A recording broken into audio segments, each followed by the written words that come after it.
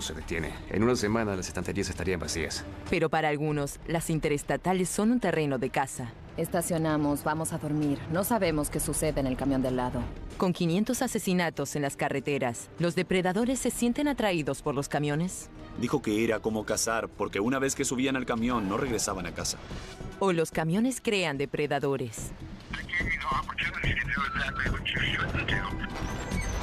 Y la matanza no termina en la carretera. La policía ni siquiera estaba cerca de arrestar a ese hombre.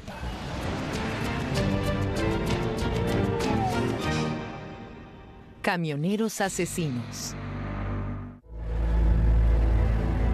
Grapevine, Texas, 31 de enero del 2004. Caminando por Bear Creek, un padre y su hija se encuentran con algo desagradable que los perseguirá para siempre. El cuerpo de una mujer, joven, desnudo, ensangrentado y quebrado.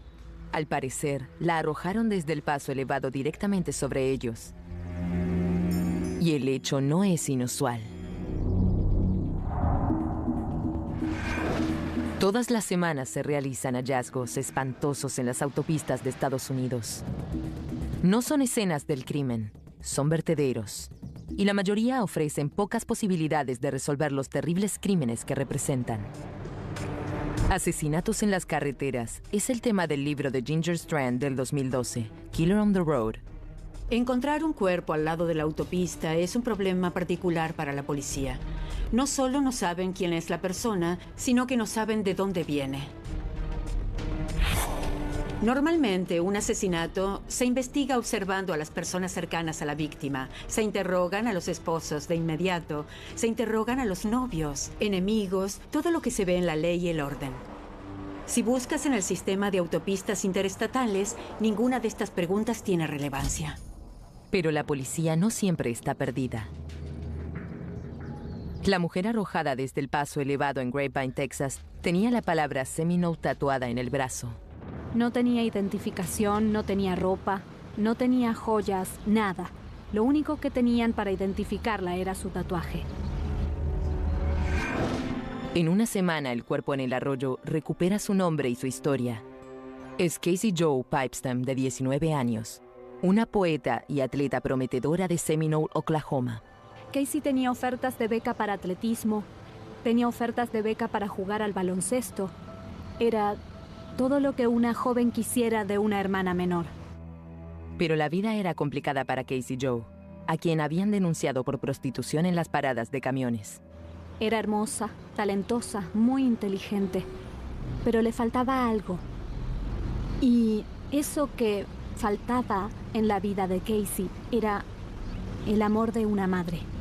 Teníamos una madre, pero no estaba tan presente como hubiésemos querido. Y nada podía reemplazar eso. A Casey Jo la vieron por última vez con vida en una parada de camiones en la Interestatal 35 en Oklahoma. Cuando arrojan su cuerpo en Texas al día siguiente, se une a la lista de más de 500 asesinatos que se extienden a lo largo de las carreteras como un virus en las ruedas. Al principio, las carreteras interestatales eran algo así como caminos hermosos hacia el mejor de los mundos posibles. Representaban la movilidad económica, la movilidad social y el sueño americano. La violencia que luego apareció en las carreteras dio vuelta a ese sueño. Rápidamente fueron consideradas vías al infierno. El infierno es real. En 30 años, la información sobre asesinatos en autopistas aumentan. Nadie advierte ningún patrón hasta que al analista Terry Turner de la Oficina de Investigación de Oklahoma le asignan un caso que está entre dos jurisdicciones locales. La víctima fue encontrada en la Interestatal 40, a mitad de camino entre Oklahoma City y el estado de Arkansas. Un área donde un camión o un vehículo podría haberse desviado y vuelto a la carretera. La encontraron desnuda. Tenía ataduras en las manos. Tenía la cabeza cubierta. Todo el entorno, toda la escena, era única por lo que le habían hecho en particular a esta joven.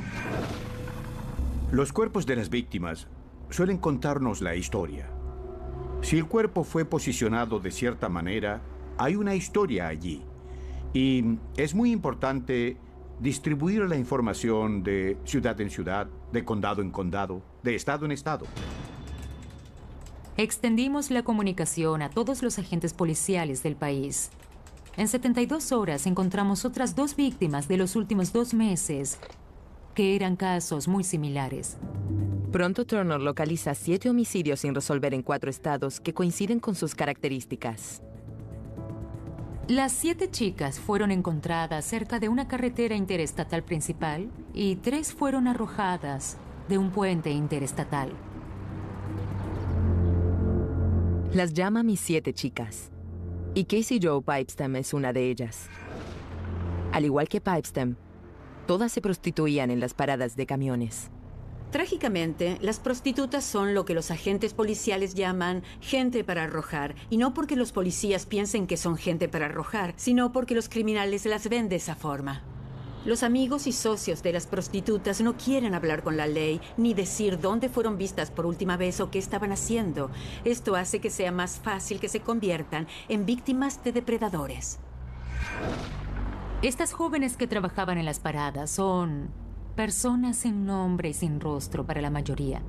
Pero siempre que miraba sus fotos, sabía que eran hijas de alguien, hermanas de alguien, madres de alguien, y se volvieron muy importantes para mí.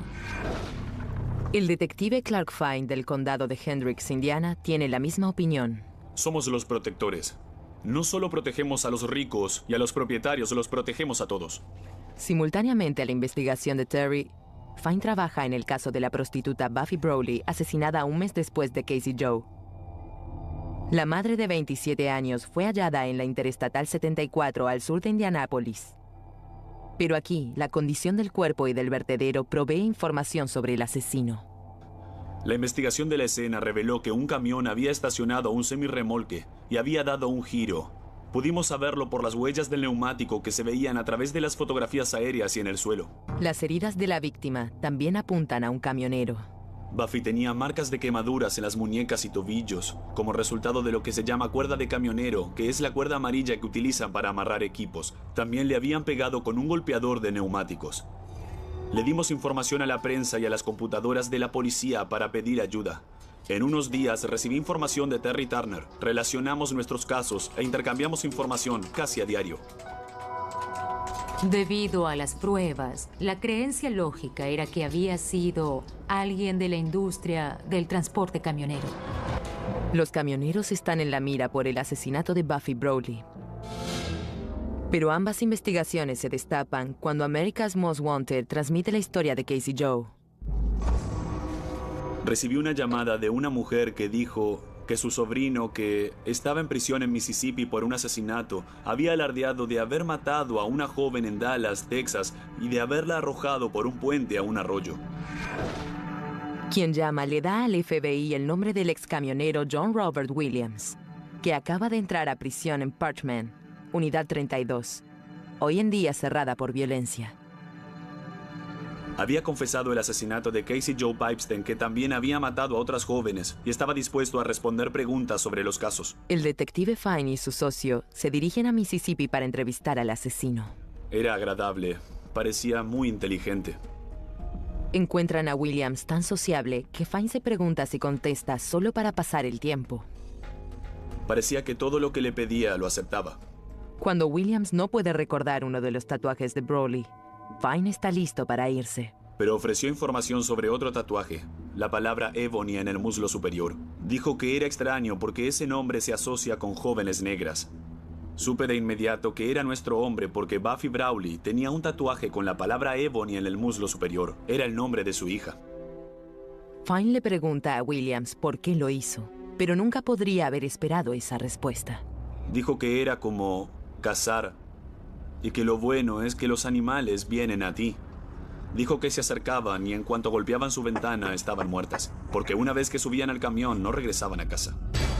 Los asesinos como Williams son extremadamente peligrosos. Tienen mal genio y una furia subyacente hacia las mujeres. Y cuando ven a estas prostitutas circular por las paradas de camiones, muestran un odio profundo. Con el asesinato en serie vemos una regularidad. Atacan a alguien que es de su mismo nivel, pero un escalón más abajo. Entonces, al asesinar a una prostituta, lo que hacen, al matarla, es colocarla a ella debajo y ubicarse a ellos arriba. Williams se convertirá en sospechoso de al menos 3 de los 7 casos de Terry Turner. Pero sus presuntos delitos no son únicos. Los analistas del FBI descubren que sus archivos contienen más de 250 homicidios relacionados solo con la Interestatal 40. En el 2007, lanzan en secreto la iniciativa de asesinatos en carreteras y rápidamente aclaran 24 asesinatos con 2 condenas y un posible sospechoso. Es un camionero de larga distancia. Hoy al menos 25 ex camioneros cumplen condenas en las prisiones de Estados Unidos por asesinato en serie. Y las prostitutas son solo las más visibles de sus muchas víctimas.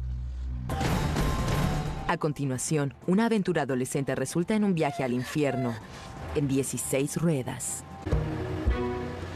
En el 2007, el FBI crea discretamente la iniciativa de asesinatos en serie en autopistas para poder corresponder los cuerpos arrojados en las interestatales con los posibles sospechosos. 2 grupos lideran su creciente base de datos: prostitutas y camioneros.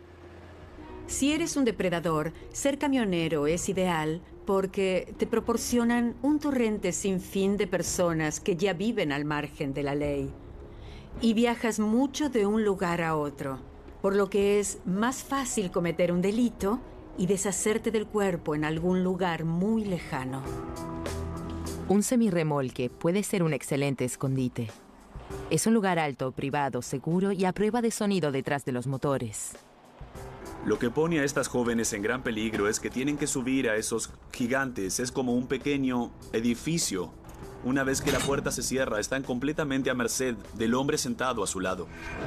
El 6 de abril del 2009, la iniciativa de asesinatos en serie en autopistas se hace pública. El anuncio es una gran noticia y el FBI señala abiertamente que la mayoría de sus 200 sospechosos son camioneros de larga distancia. La gran mayoría de los camioneros y la industria del transporte son buenas personas y trabajadoras, y sin ellos la nación estaría parada. Lamentablemente, entre el estilo de vida transitorio del camionero, que pueden estar en 3 estados en un día, que llevan su hogar con ellos donde quiera que vayan, y la victimología de estas jóvenes en las paradas de camiones, es la tormenta perfecta para que estos crímenes sucedan. La camionera Desiree Wood escribe un blog popular sobre la vida a larga distancia. Desde que soy camionera, conocí a gente muy inteligente, gente con buen corazón. Camioneros que rescatan animales, ayudan a niños. Participan en muchos proyectos buenos para ayudarse entre sí. Pero también hay algunas personalidades extremas aquí. Y de vez en cuando ves algo extraño. Pero vas a otra ciudad al día siguiente y hay otro entorno diferente. Estacionamos, vamos a dormir, no sabemos qué sucede en el camión del lado. Después de 35 años en 16 ruedas, Sandy Talbot se ganó su trono como la gran dama de los camiones. Si pudiera decirle algo a una mujer joven que tiene problemas en casa, la respuesta sin dudas es no venir a la parada de camiones. No es una industria que te sacará de la pequeña ciudad o de los problemas que tengas en casa. Estás arriesgando tu propia vida cuando llamas a esa puerta. En febrero de 1990, la joven de 14 años Regina Walters está buscando una aventura. Dejó a su papá en Tucson para vivir con su madre en Pasadena, Texas, por un tiempo. Pero solo unos días después de conocer a Ricky Lee Jones, de 18 años, los dos deciden secretamente hacer dedo hasta México. Se presenta un informe de persona desaparecida y la policía sospecha que es un caso de huida. Pero en 3 semanas, la situación se torna más oscura. El padre de Regina recibió en 1990 una llamada por cobrar. Y el que llamó dijo que había dejado a Regina en un granero y que había hecho cambios. El señor Walters le preguntó si estaba viva o muerta y la persona colgó. La madre y la abuela de Regina también reciben estas terribles llamadas. Era alarmante. Obviamente había una relación con Regina porque los teléfonos de los padres no figuraban en la guía. La situación pasó de ser una huida a algo muy oscuro. La pareja es vista por última vez en la ciudad natal de Ricky, Houston, también el hogar del camionero Robert Ben Rhodes, que está a punto de continuar con su trayecto. Aunque nadie los ve subirse a su camión Peterbilt de 1988, 2 meses después de su desaparición, en un control policial de rutina encuentran una escena impactante. El 1 de abril de 1990 se encontró un camión en el arcén de la autopista Interestatal 10 en Casa Grande, Arizona. El policía de Arizona se acercó para inspeccionarlo y cuando miró adentro pudo ver a una mujer encadenada y atada en la cabina del camión. Tenía una brida de caballo en la boca. Había pruebas de que la habían azotado gravemente, estaba gritando e histérica. El conductor de 40 años está armado, pero se rinde rápido y actúa como si no hubiera ningún problema que no pueda explicarse fácilmente. No tenía una actitud amenazadora, no tenía una apariencia amenazadora, pero cuando revisaron el camión, la policía halló un maletín que luego se dijo que era un equipo de tortura sexual. Había varios pares de esposas, había una correa para perro, aparatos sexuales, clip cocodrilo, ganchos y varios látigos. Sin embargo, en el interrogatorio, Robert Ben Rhodes se mantiene tranquilo, calmo y accesible. Okay. Bromea tranquilamente con su interrogador. E insiste en que el sexo fue consensual, aunque humilla a su víctima.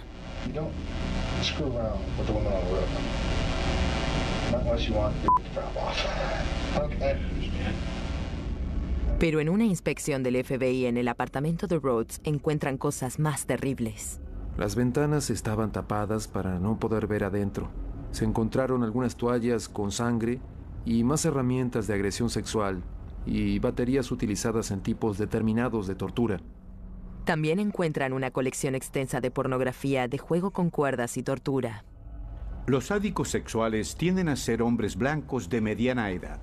Dan un aspecto agradable. Pero en lo más profundo, él tenía una rabia hacia las mujeres. Probablemente se remontaba a principios de la preadolescencia. Y luego, paso a paso, a través de los años, cultivó esas fantasías. Cuando llegó a la mediana edad, tenía este pasatiempo que era lastimar mujeres. Entre los artículos incautados hay varias prendas de ropa de mujer y rollos de películas que representan un misterio escalofriante. Había fotografías de una joven. La mayoría estaban tomadas en lo que creíamos que era el camión de Rhodes, dentro de la cabina para dormir donde estaba amarrada. Luego, las fotografías pasan cronológicamente a un lugar de un entorno rural en un granero. Luego subió a un altillo, un pajar si se quiere, donde estaba amarrada con esposas y cadenas y posaba. Rhodes, sobre todo, disfrutaba mirar las fotografías de sus víctimas. Era en primera persona, lo revivía, pero las fotos nunca eran suficientes. Eso alimentaba su fantasía para el próximo crimen.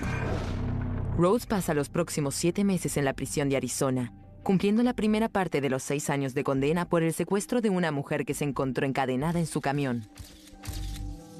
Está a punto de ser liberado por permiso de trabajo, cuando a cientos de kilómetros de distancia en Illinois, un hallazgo en un granero en ruinas por la Interestatal 70 revive el caso de Regina Walters.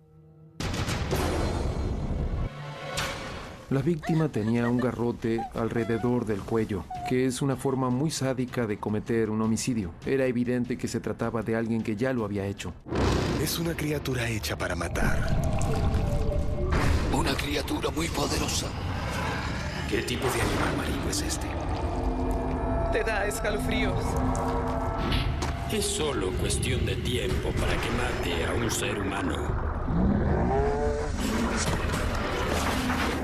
Semana de Monstruos. Comienza el 14 de julio a las 7 este 4 Pacífico. En Discovery en español.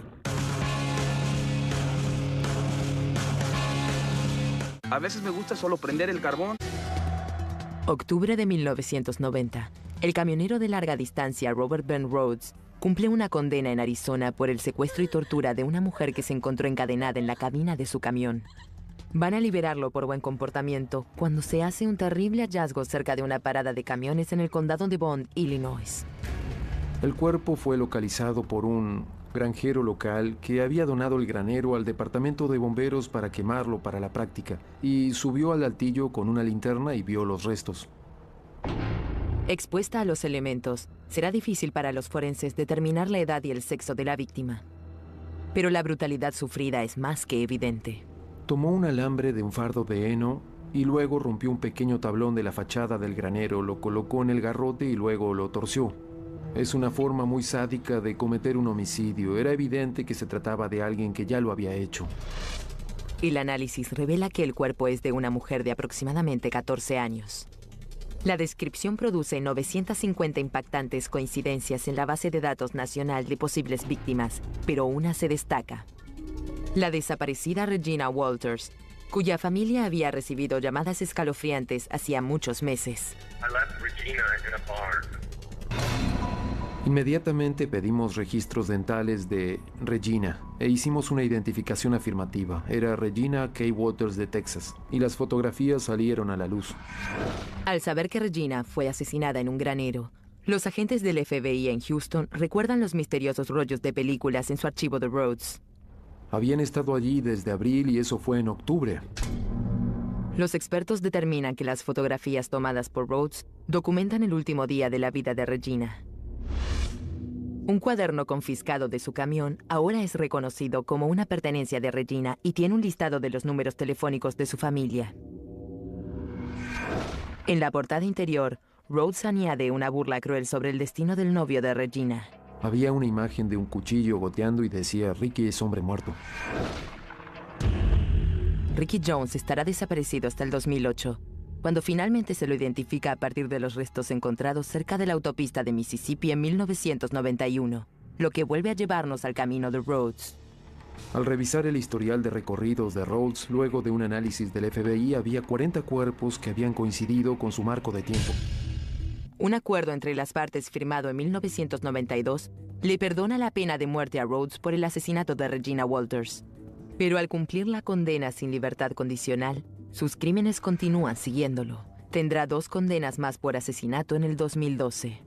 Estoy convencido de que Rhodes habría seguido matando porque no había ningún nexo con ninguna de las víctimas. También le dijo a la víctima en Arizona mientras la torturaba que no lo atraparían y que hacía 15 años que hacía eso. Al ser camionero, Robert Byrne Rhodes encuentra el trabajo perfecto para alimentar y ocultar delitos inimaginables, por los que no muestra ningún remordimiento. ¿Pero puede una mente inestable estar exacerbada por la vida en la carretera? ¿Los camioneros son impulsados a matar? Muy pocas personas estudian los efectos del transporte en la salud mental. Hay algo en la industria, en el estilo de vida, en el modo en que se practica, que lleva a algunos individuos a tener tendencias psicópatas al extremo. Es 1998 a unos 24 kilómetros al norte de Arcata, California. En un lugar lejano fuera de la carretera, este campamento aislado alberga a un hombre obsesionado. Su mapa hecho a mano detalla estrategias para mantenerse alejado de las personas. Pero el camionero de larga distancia Wayne Adam Ford no está escapando, sino que intenta proteger al mundo de sí mismo.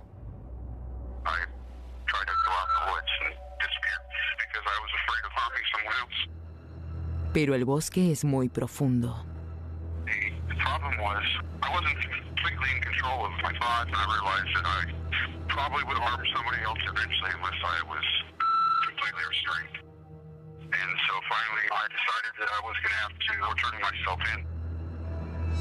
En casos de asesinatos en serie, es muy raro ver a los asesinos entregarse.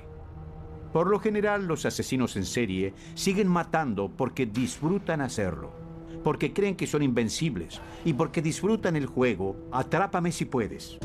Sin embargo, Wayne Adam Ford es una excepción a la regla.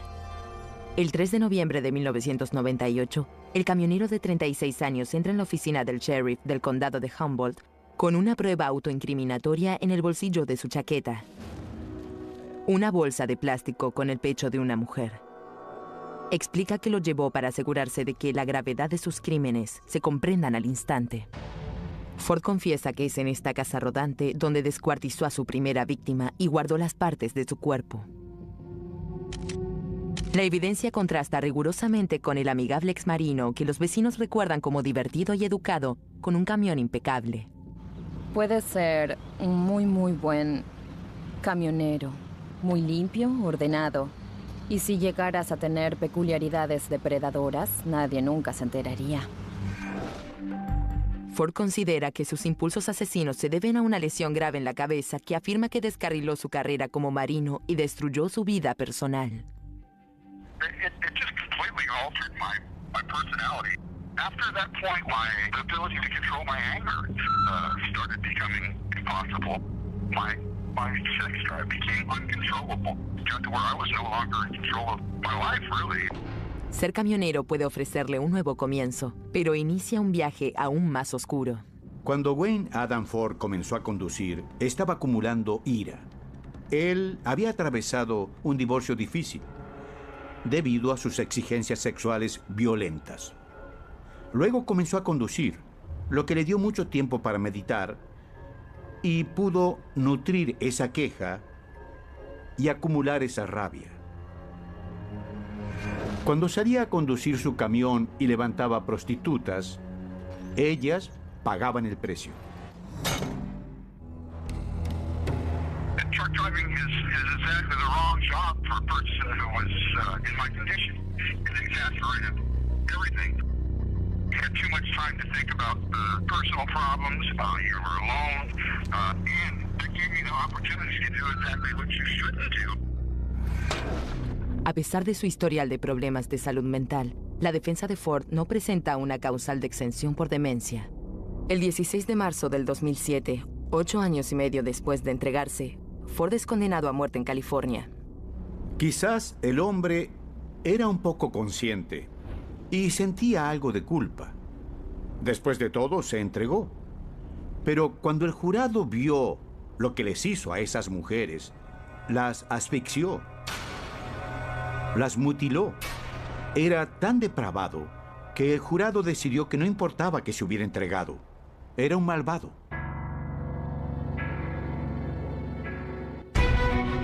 Presión y aislamiento a 39 centavos por kilómetro. Todo termina en un descanso en las paradas de camiones de Estados Unidos. Pero si los traficantes sexuales pueden desarrollarse allí, el lugar puede convertirse en un terreno de caza anónimo. Señores, esta es la cerveza de ese mundo, donde la lealtad nos mantiene fiel a todo lo nuestro. Así es Modelo Especial, fiel a su calidad y su sabor desde 1925. Señores, esta es la cerveza del mundo real. Modelo Especial. La mayoría de nosotros solo conoce las paradas de camiones como conductores civiles o de 4 ruedas. Vamos al sitio que tenemos designado. El área de los camiones está separada y es un mundo aparte.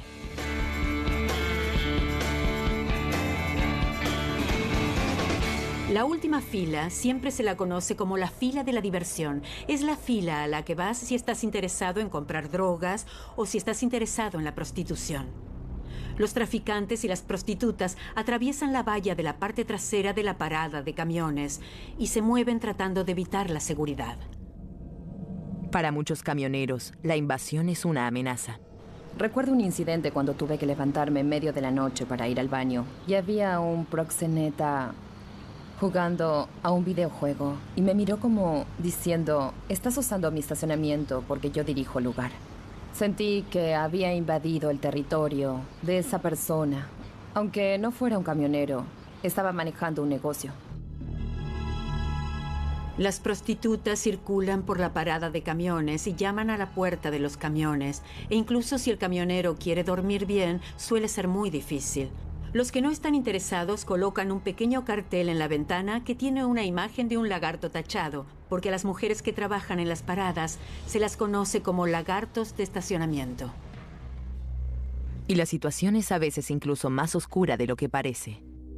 Hay jóvenes menores de edad o que actúan en contra de su voluntad. El subjefe de policía, Jim Walters, establece las prácticas de recuperación de los menores en peligro.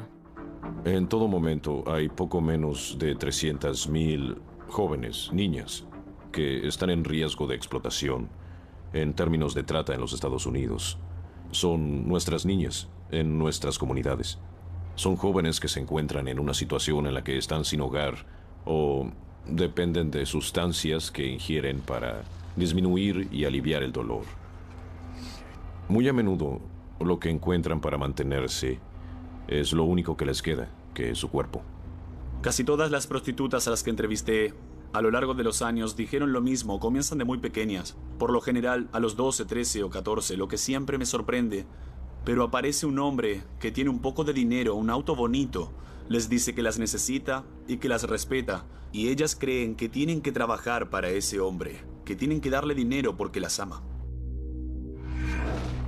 Las paradas de camiones son perfectas para los traficantes, porque cuando la policía los persigue se trasladan 30, 60 o 160 kilómetros por la autopista hasta la próxima parada. Utilizan la banda ciudadana y no es un desafío para el proxeneta decir dónde van a estar y atraer a sus clientes.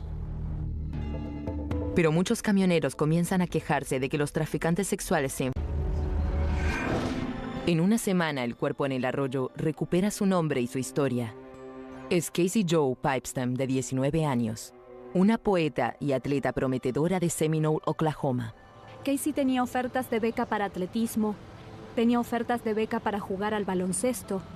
Era todo lo que una joven quisiera de una hermana menor. Pero la vida era complicada para Casey Jo, a quien habían denunciado por prostitución en las paradas de camiones. Era hermosa, talentosa, muy inteligente, pero le faltaba algo. Y eso que faltaba en la vida de Casey era el amor de una madre. Teníamos una madre, pero no estaba tan presente como hubiésemos querido. Y nada podía reemplazar eso. A Casey Jo la vieron por última vez con vida en una parada de camiones en la Interestatal 35 en Oklahoma. Cuando arrojan su cuerpo en Texas al día siguiente, se une a la lista de más de 500 asesinatos que se extienden a lo largo de las carreteras como un virus en las ruedas. Al principio, las carreteras interestatales eran algo así como caminos hermosos hacia el mejor de los mundos posibles. Representaban la movilidad económica, la movilidad social y el sueño americano. La violencia que luego apareció en las carreteras dio vuelta a ese sueño. Rápidamente fueron consideradas vías al infierno. El infierno es real. En 30 años, la información sobre asesinatos en autopistas aumentan. Nadie advierte ningún patrón hasta que al analista Terry Turner de la Oficina de Investigación de Oklahoma le asignan un caso que está entre dos jurisdicciones locales.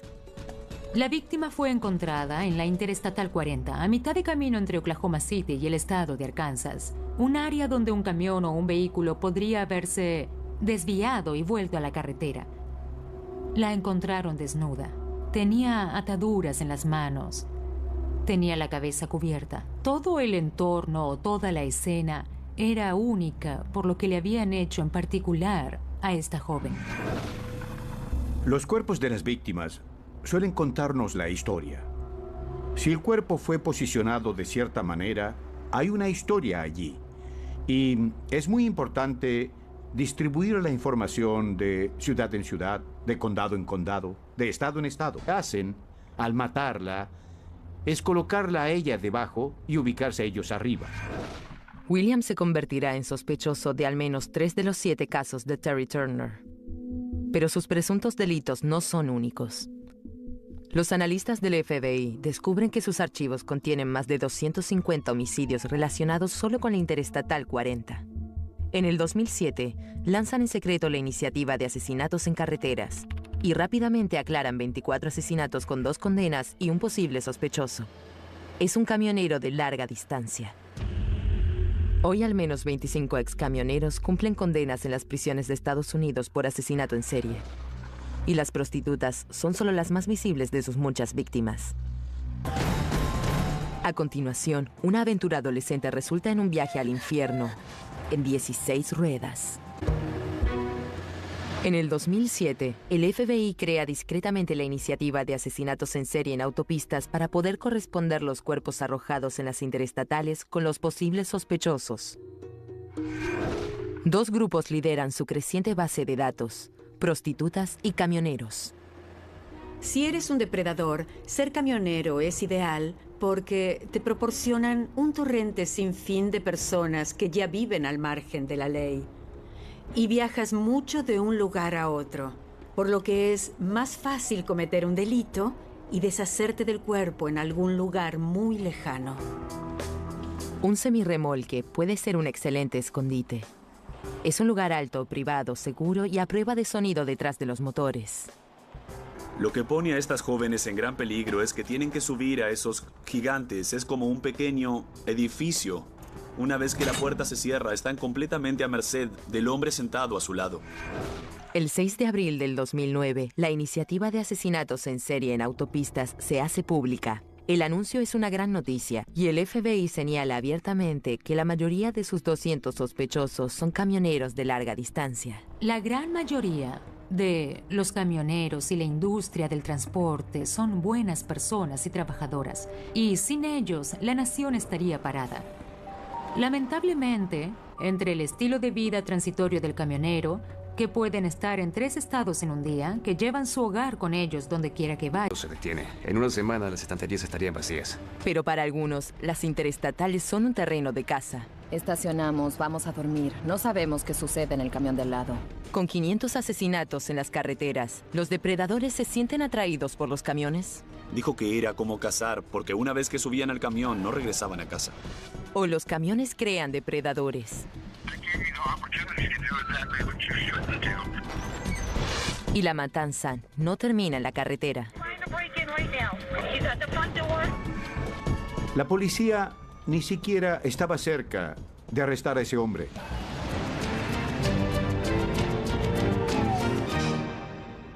Camioneros asesinos. Grapevine, Texas, 31 de enero del 2004.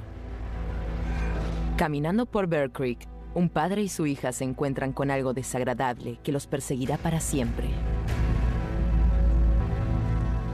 El cuerpo de una mujer, joven, desnudo, ensangrentado y quebrado.